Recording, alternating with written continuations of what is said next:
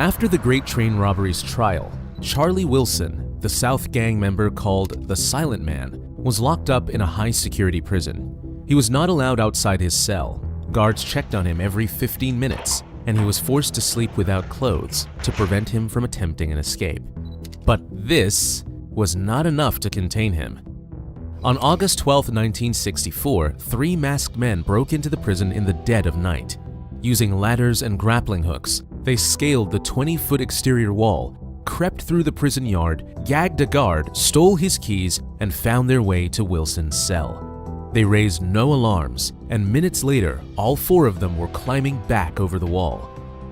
What happened next is unclear. Some say Wilson hid out in Britain for a while. Others believe he immediately headed to Europe. What's certain is that by the summer of 1965, he was living in Canada under a false name. His face had been altered by plastic surgery, and he was blending into his community. Wilson bought a ranch in the Montreal countryside, joined an exclusive golf club, and played the part of a gentleman farmer. His neighbors liked him, and for a while, he really did disappear. Even when Bruce Reynolds showed up to try to pull him into one last heist, he declined. However, in late 1967, Wilson invited a relative in the UK over for Christmas. The authorities intercepted his letter and began tracking him down. Weeks later, his doorbell rang. Tommy Butler and 50 other officers had surrounded his home. Wilson surrendered on the spot. Wilson spent nearly a decade behind bars, until 1978 when he was paroled. Over the next 12 years, he's believed to have returned to organized crime, not as a thief, but as a shadowy figure in high-level frauds and international drug trafficking. In 1990, it all caught up to him. One spring morning, a young man knocked on the front of Wilson's home, claiming to have a message from an associate in London. He and Wilson spoke for about 5 minutes, when suddenly, the visitor punched him in the face, kicked him to the ground, and shot him multiple times in the head. By the time anyone reacted, the man had already disappeared. To this day, the motive behind this remains unclear, but some believe the killing was retribution from years earlier, when allegedly, Wilson was brought in to help launder £3 million from another one of the largest heists in British history, and he ran away with the money. Charlie Wilson was 57 years old. He escaped prison, dodged police for years, and returned to high-level crime. And yet, despite his impressive rap sheet, he's not even the most infamous of the Great Train robbers. That title belongs to none other than Ronnie Biggs. Ronnie Biggs' story is worth revisiting from the very start. Before becoming one of the most wanted men in Britain, he was just another petty thief who got caught again and again.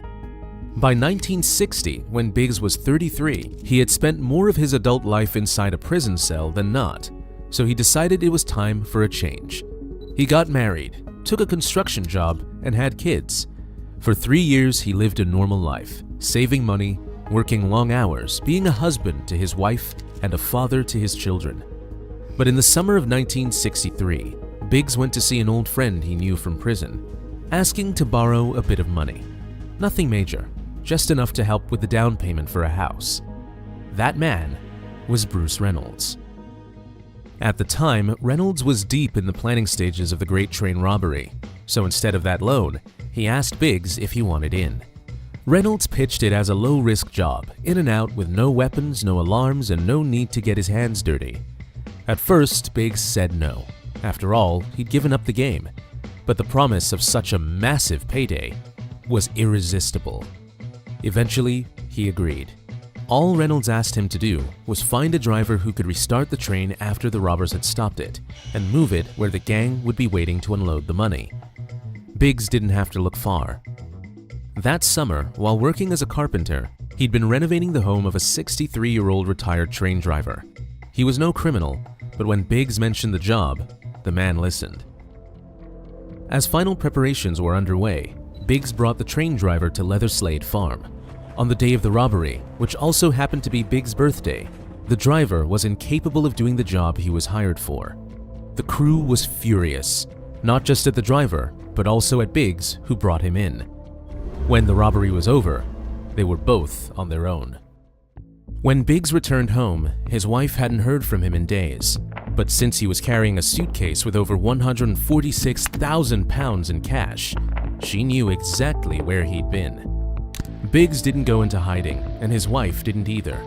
They started spending on new clothes, expensive shopping trips, all of it out in the open. When the police discovered Leatherslade Farm, they found 3 fingerprints matching Biggs, one on the Monopoly board, one on a plate, and one on a bottle of ketchup. That was more than enough evidence for an arrest. Biggs was sentenced to 30 years in prison for conspiracy and armed robbery. But his story wasn't over. Not even close. April 15th, 1964, Biggs was transferred to the same prison where he'd first met Bruce Reynolds. A little over a year later, the inmates were out on the prison yard when a moving truck pulled up beside the prison wall in broad daylight. One man climbed onto the truck, threw a grappling hook onto the top of a 25-foot wall, climbed it, and lowered a rope ladder into the exercise yard below. 4 inmates, including Ronnie Biggs, made a run for it. Biggs was given a 30-year sentence, but only served 15 months before he enhanced his notoriety by escaping over the walls of Wandsworth Prison using a rope ladder. As the guards moved to intercept them, the other prisoners tackled them to the ground. Biggs made it over the wall and dropped down onto the roof of the truck, where a hole had been pre-cut so he could drop down. From there, they disappeared into London traffic. The whole escape had been arranged by Biggs' wife. She'd paid a former convict £5,000, the equivalent of nearly £360,000 in today's money, to organize the entire thing. In October 1965, Biggs and his family escaped to Paris, where he altered his appearance with plastic surgery, and then finally to Australia. However, Biggs had a problem. Between the shopping, the escape, the surgery, bribing dozens of people into secrecy, and the cost of hiding, he'd burned through nearly everything he'd made from the Great Train robbery. By mid-1966, he had just £7,000 left. And to make things worse, he had a 3rd baby on the way, and Interpol had located him. The family packed up again and moved to Melbourne under new names. But 2 years later, a newspaper ran a story exposing where they were hiding. The police even managed to arrest Biggs' wife. But there was no warrant, and none of the charges stuck. She was released and sold her story to the press for 65,000 Australian dollars, of which the government let her keep 25. I was paid $65,000 for the story, but the taxmen took $40,000 of it. Meanwhile, Biggs had gone into hiding. One day, he and his wife met secretly and agreed she and the children should stay in Australia. He should leave, probably for good. And so, in 1970, Biggs boarded a boat to Panama using a doctored passport. From there, he made his way to Venezuela, then caught a flight to Brazil, which had no extradition treaty with the UK. He was out. Again. Years later, a British detective managed to track Biggs down in Brazil and arrest him, but there was one problem. The UK had no jurisdiction in Brazil. The arrest sparked a minor diplomatic scandal. Overnight, Biggs became a media spectacle.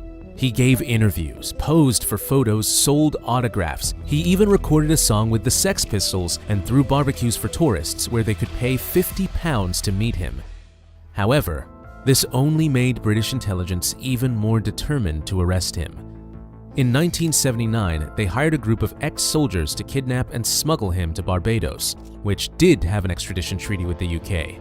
However, Biggs was tipped off and the soldiers were arrested.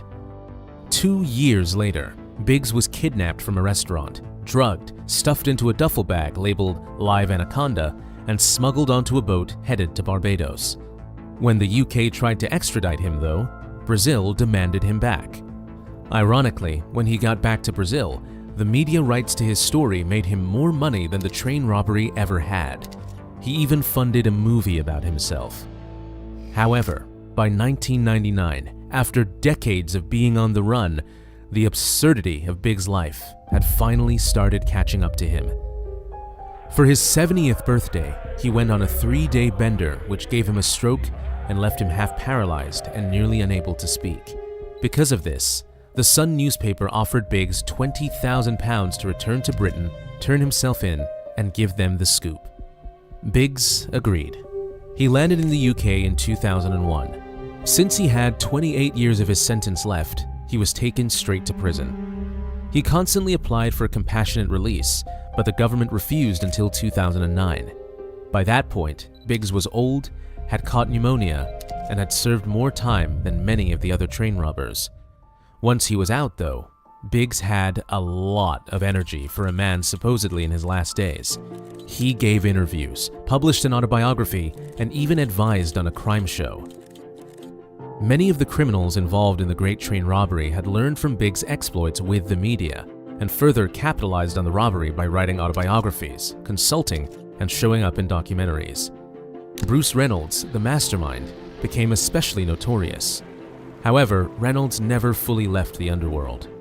In the 1980s, he was arrested for trafficking amphetamines and served another short sentence. After that, he finally gave up on crime. Reynolds' son didn't follow in his father's footsteps. He became a musician instead. But ironically, you can hear his most famous song, "Woke Up This Morning," in the opening credits of The Sopranos, one of the biggest crime shows of all time. Bruce Reynolds and Ronnie Biggs both died in 2013. Of the £2.6 million stolen in the Great Train Robbery, the authorities only recovered £343,000. To this day, it remains one of the largest and most spectacular heists in British history.